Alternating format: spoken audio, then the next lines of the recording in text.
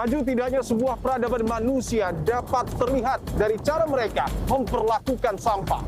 Kebakaran hebat yang terjadi di TPA Jatiwaringin seolah menjadi bukti nyata bahwa ada kesalahan sistemik dalam tata kelola sampah di negara kita. Kondisi kian darurat karena api yang membara tak hanya membakar timbulan sampah, namun asap yang mengempul juga mengancam masyarakat melalui infeksi saluran pernafasan akut atau ISPA. Lalu bagaimana pemerintah menjinakkan bom waktu tata kelola sampah yang kian hari kian menimbulkan masalah? Inilah episode ke-80 di Poin Investigasi. Saya Dibon Bahagia, saya akan menelusuri dan mencari bukti secara langsung dari atas timbulan sampah yang terbakar di Kabupaten Tangerang, Provinsi Banten.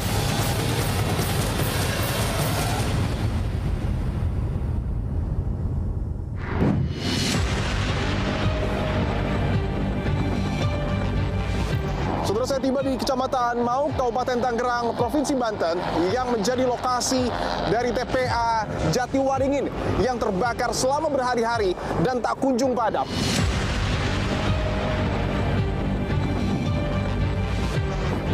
Mayoritas sampah adalah sampah plastik ya. Sangat banyak sekali sampah plastik yang ada di sini. Saya ingin tunjukkan itu seperti ada kepulan asap ya, termasuk juga di bagian bawah sana. Kebakaran di TPA Jatiwaringin ini bisa dikatakan bukanlah kebakaran biasa. Oke, bisa ditunjukkan ya.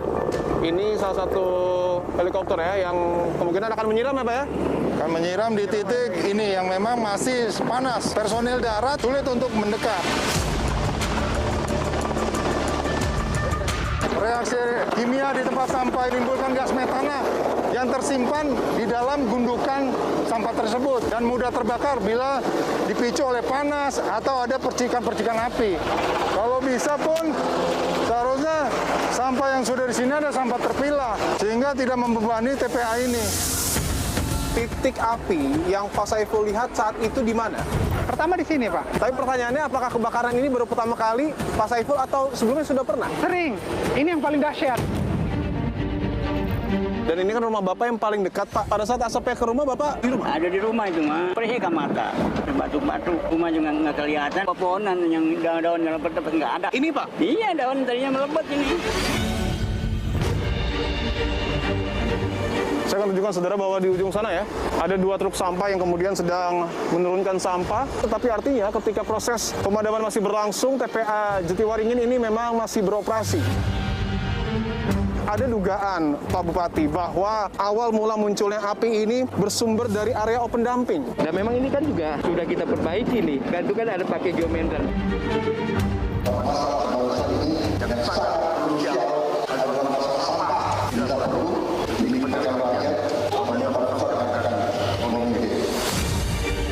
Hampir rata-rata TPA di Indonesia adalah open dumping. Apakah bisa dikatakan bahwa pemerintah gagal melakukan tata kelola sampah di negara kita?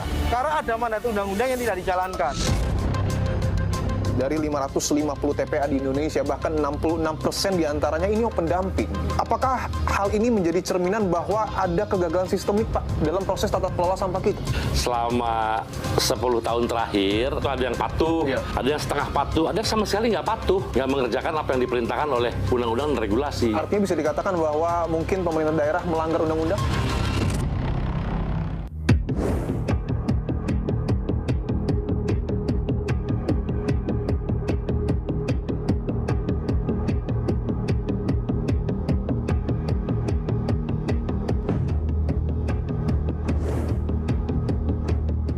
Saudara, saya tiba di Kecamatan Mau, Kabupaten Tangerang, Provinsi Banten, yang menjadi lokasi dari TPA Jatiwaringin yang terbakar selama berhari-hari dan tak kunjung padam. Saya akan tunjukkan beberapa armada ya, yang kemudian digunakan untuk memadamkan api. Salah satunya adalah helikopter. Ada 1, 2, dan juga 3 helikopter yang digunakan untuk memadamkan api dengan metode waterbombing. Saya akan masuk ke dalam, saudara, untuk menginvestigasi dan melihat secara langsung apa sesungguhnya kendala yang ditemui oleh aparat kita dalam proses pemadaman api yang seperti tadi saya sebutkan tak kunjung padam. TPA Jatiwaringin pertama kali beroperasi pada tahun 1993 dan menjadi pusat pembuangan sampah regional bagi warga Kabupaten Tangerang yang tersebar di 29 kecamatan. 59% sampah di Kabupaten Tangerang dibuang ke TPA Jatiwaringin. Dengan luas lahan mencapai 33 hektar, TPA Jatiwaringin miliki daya tampung sebesar 1.366 ton hingga 2.700 ton sampah per hari atau setara dengan 498.000 ton hingga 985.000 ton per tahun. Pada tahun 2025, Kementerian Lingkungan Hidup sempat menyegel TPA Jatiwaringin yang masih menerapkan sistem open dumping karena dinilai memiliki resiko tinggi. Terlebih, metode pembuangan sampah terbuka atau open dumping telah dilarang sejak 18 tahun lalu melalui Undang-Undang tentang Pengelolaan Sampah dan Undang-Undang tentang Perlindungan dan Pengelolaan Lingkungan Hidup. Dan pada 30 Juni 2026, kebakaran hebat melanda. Kebakaran diawali ledakan kecil kemudian meluas di 15 hektar area timbulan sampah atau hampir setengah dari luas total TPA Jatiwaringin. Dampak kebakaran TPA Jatiwaringin, lebih dari 100 warga sempat dievakuasi, bahkan 334 warga dilaporkan alami infeksi saluran pernafasan akut atau ISPA akibat paparan asap. Pemerintah Kabupaten Tangerang menetapkan status tanggap darurat kebakaran TPA Jatiwaringin selama 2 minggu, terhitung sejak tanggal 1 hingga 14 Juli 2026. Dan bisa dilihat ya, ini adalah tumpukan sampah yang kemudian ada di TPA Jatiwaringin. Kalau secara kontur bisa dikatakan ini adalah metode open dumping. Metode pembuangan sampah secara terbuka, artinya sampah yang diangkut dari masyarakat hanya ditumpuk dan tidak diolah. Metode ini juga yang kemudian menjadi perbincangan, apakah betul kebakaran yang terjadi selama berhari-hari dan sulitnya dipadamkan disebabkan karena metode open dumping yang ada di TPA Jatiwaringin. Karena ini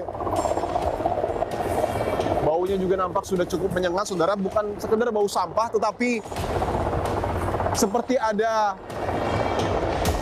bau zat-zat kimia.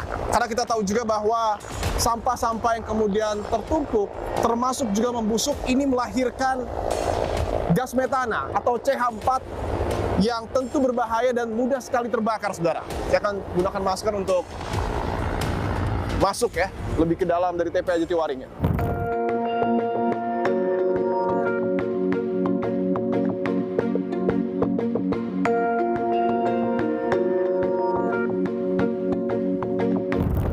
Bisa dilihat ya, tumpukan sampah ini begitu banyak dan mayoritas adalah sampah plastik. Bisa dilihat ya, ini sampah plastik domestik ya. Sampah plastik domestik yang kemudian begitu banyak ada di sini. Salah satu informasi yang kemudian sebelumnya disampaikan juga oleh pihak BNPB bahwa sampah-sampah plastik ini juga yang sebenarnya mempersulit masuknya air ketika disiramkan dengan metode waterbombing dari helikopter untuk masuk ke bawah. Karena air tersebut terhalangi oleh plastik yang kemudian ada di atas permukaan sampah. Ada 2 mobil damkar, ini ada selang ya yang kemudian menuju ke atas dari tumpukan sampah.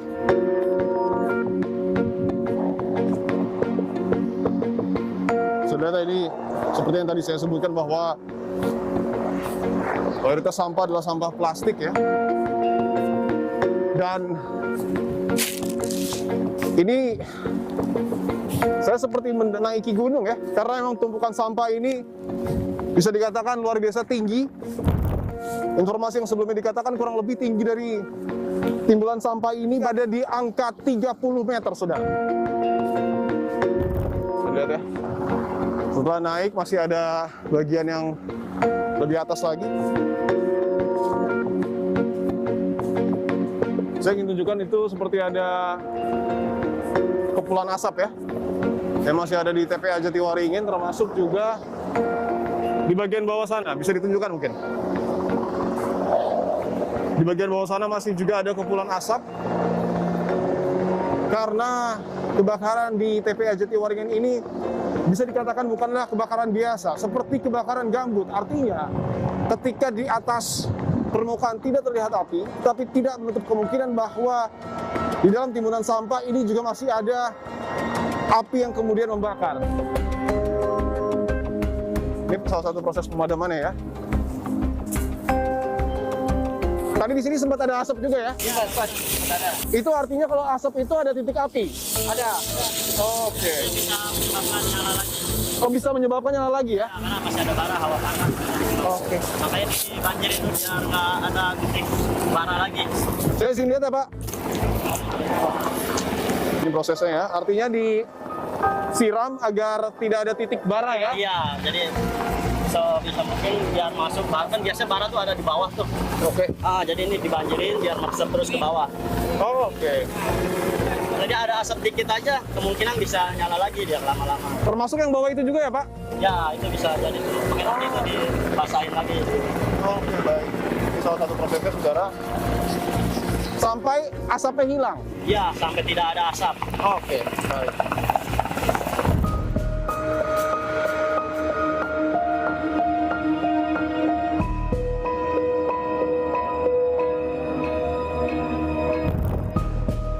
Bisa dilihat ya, karena memang sangat tinggi, selang dari pemadam kebakaran ini juga betul-betul harus diupayakan bisa naik ke atas ya.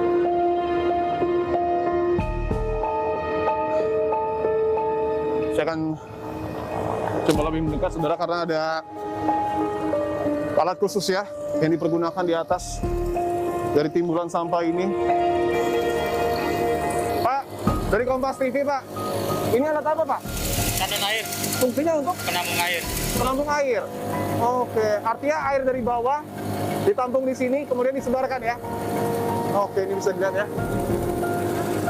Selang yang tadi kita lihat ya dari bawah mengaliri air ke sini untuk kemudian ditampung dan setelah itu dialirkan lagi ke bagian titik-titik api yang ada di TPA Jatiwaringin.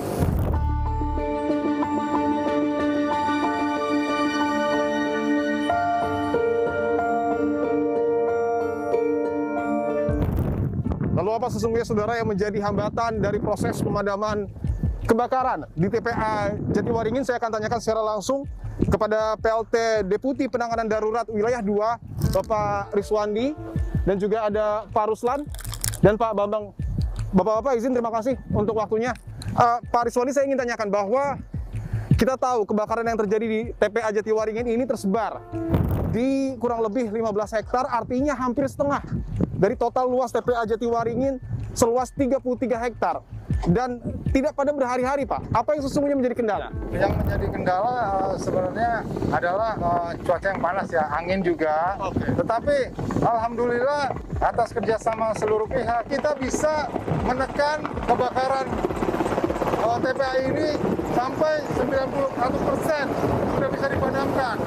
Yang di area yang masih panas ini, yang harus kita segera padamkan dengan cara kita melakukan waterbombing. Waterbombing ya? Lalu menggunakan juga alat berat.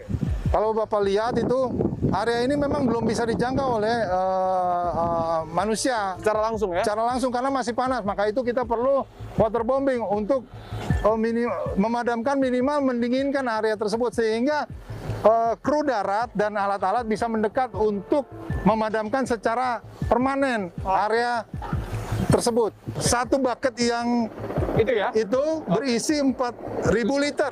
Oke, bisa ditunjukkan mungkin ya. Itu salah satu proses pengambilan air apa ya? Ya, itu salah satu di situ yang ada di sekitar TPA.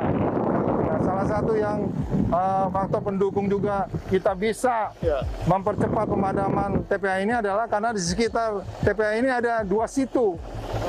Situ yang memasok air untuk pemadaman di TPA ini. Dan air yang dibawa ini akan langsung ya? Langsung menuju ke titik ini, titik Pak? ini, sekarang di titik barat. Oke. Mungkin ini salah satu ya yang bisa ditunjukkan ya. Ini salah satu helikopter ya yang kemungkinan akan menyiram ya Pak ya? Akan menyiram di titik ini yang memang masih panas. Personil darat sulit untuk mendekat karena memang masih panas dan bahaya juga kalau kita. Makanya itu kita perlu waterbombing untuk minimal mendinginkan area tersebut. Dia akan presisi, nanti dia akan diam di titik. Lalu ada kode dari bawah, atas atau bawah, oke, turun. Dia presisi. Itu ya? Oke. Persis di bagian yang tadi kita bahas ya. Di area ini. Kita bisa ke bawah Pak untuk melihat prosesnya lebih dekat. Oke, saya dengan Pak Riswandi saudara akan ke bawah ya untuk melihat lebih dekat lagi seperti apa proses dari pemadaman yang ada di sini. Jadi ini teman-teman kawan-kawan Manggala Agni. Oh, ini Manggala Agni. Dari Kementerian Lingkungan Hidup, relawan juga, Oke. Kementerian Kehutanan. Jadi mereka ini sedang menyiram, membongkar, karena di dalam ini adalah tempat pembuangan akhir sampah. Di dalamnya ada gas metana. Gas metana. Gas yang mudah terbakar menimbulkan panas. Jadi dia beda dengan penanganan kebakaran hutan. Dia harus dibongkar, dikeluarkan gas. Kalau dibongkar lihat seperti itu ya? Lihat ada yang asap berwarna bukan putih. Oke, kita akan lebih mendekat ya untuk melihat lebih jelas lagi.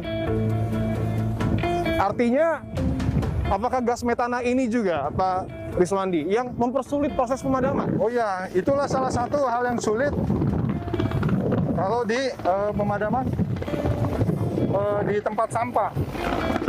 Karena reaksi kimia di tempat sampah itu menurut literatur dan menurut ahlinya menimbulkan gas metana yang tersimpan di dalam gundukan sampah tersebut dan mudah terbakar bila dipicu oleh panas atau ada percikan-percikan api. Artinya, asap seperti ini bisa, sekali lagi tentu kita tidak harapkan, tapi asap seperti ini bisa kembali terbakar ketika terkena cuaca panas. Bisa. Hanya karena cuaca panas? Bisa.